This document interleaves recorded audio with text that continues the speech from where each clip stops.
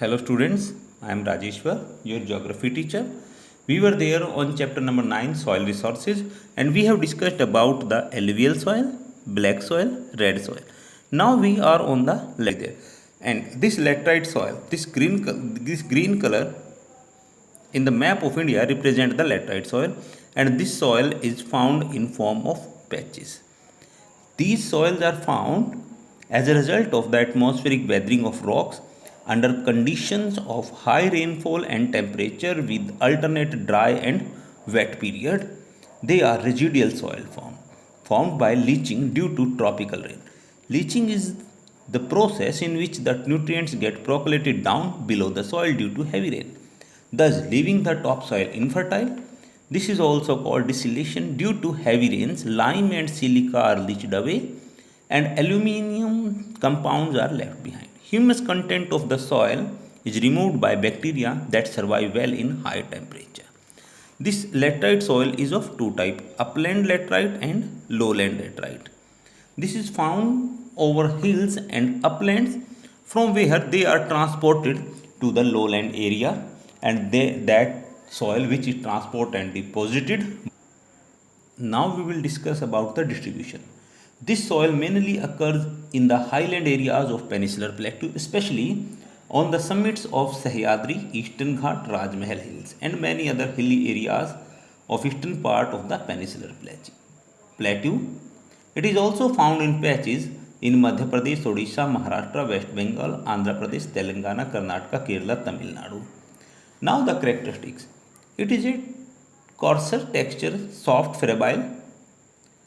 It is red in color due to presence of iron oxide which is formed by leaching. The soluble plant food like potash are removed from topsoil leaving alumina and iron oxide. It is porous soil. Silica is removed from it by chemical action. It is poor in lime and magnesium and deficient in nitrogen. It does not retain moisture and hence it is not fertile. It suits only special crops like topicaya, cashew nut, tea, coffee. It is acidic in nature and alkaline are there. It is considered suitable for building purpose. Crops, as you know, it is infertile soil because of high acidity. The low moisture retentive, manure and the other activity are required to make them suitable for growing crops such as rice, ragi, sugarcane. Paddy is grown in lower elevation whereas tea, cinchona, rubber, coffee are grown on higher elevation. Now the next topic is soil erosion. The removal of the top soil cover by water, wind and human activity is called soil erosion. Man is responsible for soil conditioning and through agriculture or through pollution like dumping of chemical waste in water bodies as well as underground. Beside humans, soil is also eroded by the water and wind. First of all, we will discuss about the erosion of soil by water. First is sheet erosion. It occurs on gentle slopes and it is the slow removal of thin layer of soil and vegetation is destroyed. Rainwater washes away thin layer of soil and left the soil bare. Rill erosion. When sheet erosion continue for long time, the silt-laden runoff form many finger-shaped rills or grooves over a large area. This is called rill erosion. It is the intermediate stage between sheet erosion and gully erosion. Gully erosion, during heavy downpour, deep gullies are made on bare soil on account of water runoff. Gully erosion remove nutrients and heavy load of loose soil, making the soil unproductive. It makes water very muddy. This is seen in the Chambal Valley region. Leaching. After harvesting, farmer leave the field bare and sometime during rainfall the nutrients in the soil are leached by or percolated below, that is known as leaching. Seashore. The tidal water of the sea causes considerable damage to sea soil along the coast. Stream bank erosion. Stream and rivers change their course by cutting one bank and depositing the silt load on other side. During flash flood, the damage is accelerated. Stream bank erosion is prevalent in the floodplain of Ganga, Yamuna, and other rivers. In the states of Uttar Pradesh, Madhya Pradesh, Rajasthan, this stream bank erosion is the important areas where these riverines are made by the river Chambal. Soil erosion by the human action.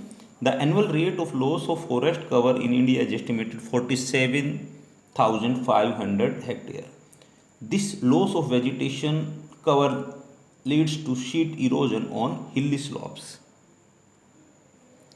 Outer Himalaya and the Shivaliks, eastern and western Ghats are subjected of deforestation by human beings. Uncontrolled grazing is also one of the major reasons of soil erosion in India. Erosion by wind. Wind erosion refers to the movement and deposition of soil particle by wind. It occurs when the soil devoid of vegetation is exposed to high velocity wind. The former is known as the siltation and the latter is known as creep.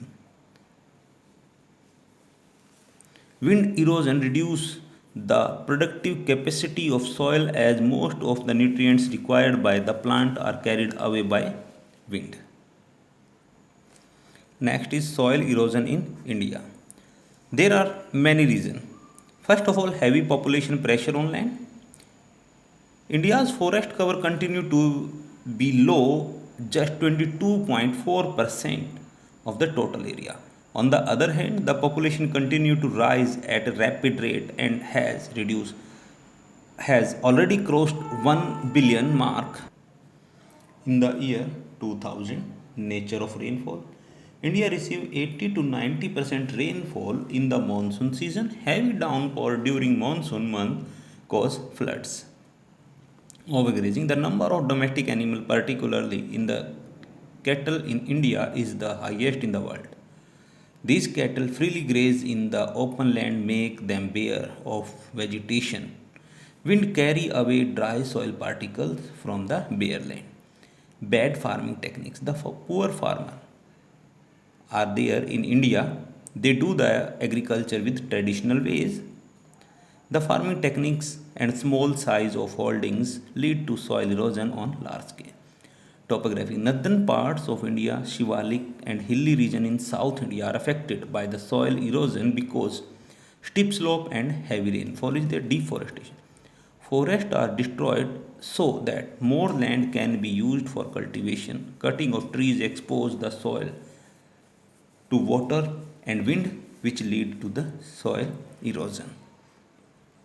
Reason of soil erosion. Some of the regions are there in India, those who are badly affected by the soil erosion process, and these areas are there: the badland of the Chambal and Yamuna river, the pediment zone of western Himalaya, the Chota Nagpur plateau region, the Tapi Sabarmati valley region in Gujarat, the regular soil area of Maharashtra, and the dry areas of Rajasthan, Gujarat, and Haryana.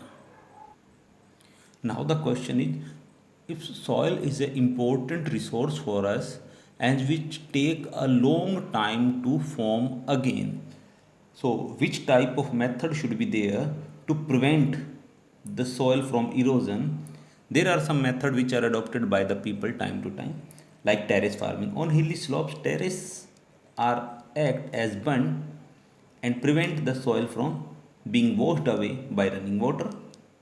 It is practiced in Japan, Southeast Asia, and the USA. Shelter belts. Farmer plant tree in several rows to check the wind erosion. They are known as windbreaks. Contour plowing. Plowing along contour on slopes prevents soil being washed away by rainwater or by surface runoff. These are common in Japan, China, and some Southeast Asian countries. Strip cropping. Crops are grown in alternate strips of land to check the impact of wind. Construction of dam. River causes soil erosion. Dams are built in the upper course of the river to control erosion of soil. Plugging gullies.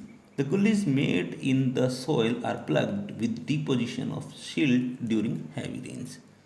Planting trees. The trees, like in the case of shelter belt, are planted along the edge of the field, the waste of the land on the steep slope to prevent soil erosion as well as to enhance the capacity of the soil to retain water. Next is soil conservation. There is an acute need to prevent soil erosion because of its adverse effect, which include the following. Which type of effect will be there? Loss of fertile soil together with its nutrients form the upper surface led to gradual loss of soil fertility and agricultural production will decrease. Lowering of the underground water table and decreasing soil moisture, drying of vegetation and extension of arid lands, increase in the frequency of drought and flood. Silting of river and canal beds is also one of the adverse effect.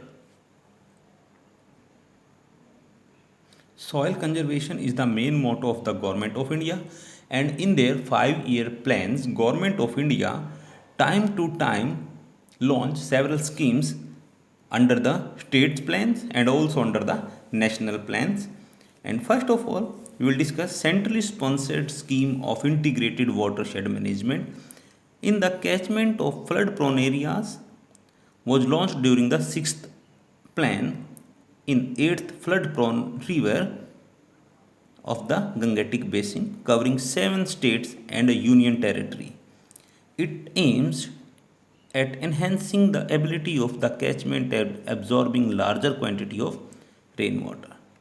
A scheme for reclamation and development of riverine areas was launched in 1987 and 88 in Madhya Pradesh, Uttar Pradesh and Rajasthan. The scheme for control of shifting cultivation is being implemented since 1994-95 in the states of Arunachal Pradesh, Assam, Manipur, Meghalaya, Mizoram, Nagaland and Tripura. The integrated program settling of families practicing shifting cultivation. It helped them to practice terraced cultivation, raising of horticulture, plantation and afforestation. National project on development and use of biofertilizers. A national project on quality control were implemented during the 7th 5-year plan. These projects encourage the use of biofertilizers as well as balanced and integrated use of fertilizers. In urban areas, rainwater harvesting is a mean of checking soil erosion beside recharging groundwater. Thank you.